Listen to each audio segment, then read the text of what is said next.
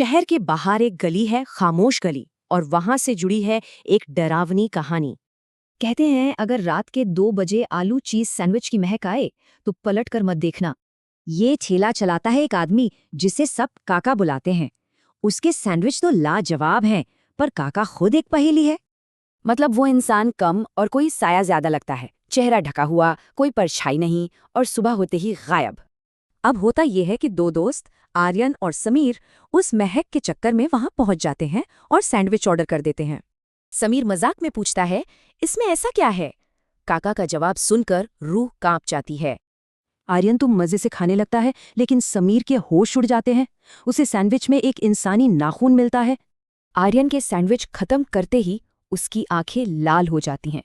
चारों तरफ अंधेरा छा जाता है और काका की हंसी गूंजती है। काका कहता है, आज का कोटा पूरा हुआ, और बस वो दोनों दोस्त अपनी बाइक समेत वहीं से गायब हो जाते हैं।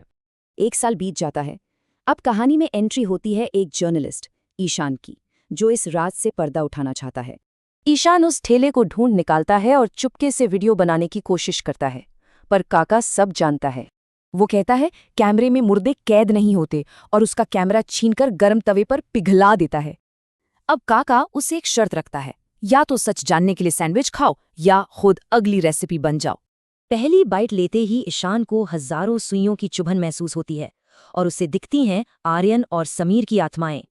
ईशान सैंडविच फेंक कर भागता है, पर पीछे से काका की आवाज आती है, आधा खाया है तो अब तेरी आधी जिंदगी मेरी हुई।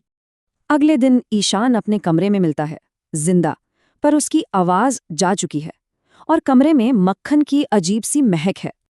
अब ईशान का भाई रुद्र बदला लेने की ठानता है। वो काका का आतंक खत्म करने के लिए पूरी तैयारी करता है। रुद्र की तैयारी भी कोई मामूली नहीं थी। शमशान की राख, अभिमंत्रित सरसों के दाने और एक चांदी का चाकू। रुद्र काका के सामने पहुंचता है। काका हंसता है, उसे लगा एक और शिकार आया, पर रुद्र का इरादा कुछ और था। वो सरसों के दाने ठेले पर फेंकता है, और वो पटाखों की तरह फटते हैं। काका का शरीर गलने लगता है। काका का शरीर फट जाता है और उसमें से दर्जनों आत्माएं आजाद होती हैं, जिन्हें उसने सालों से कैद कर रखा था। और जैसे ही आत्माएं निकलती हैं, रुद्र उस चांदी का चाकू सीधा काका के सीने में उतार देता है। बस काका वहीं राख के ढेर में बदल जाता है। ईशान की आवाज लौट आती है, और खामोश गली को हमेशा के लिए बंद कर दिया जाता है। 1 साल बाद दोनों भाइयों की जिंदगी पटरी पर लौट आती है। लगता है जैसे वो बुरा सपना अब खत्म हो चुका है।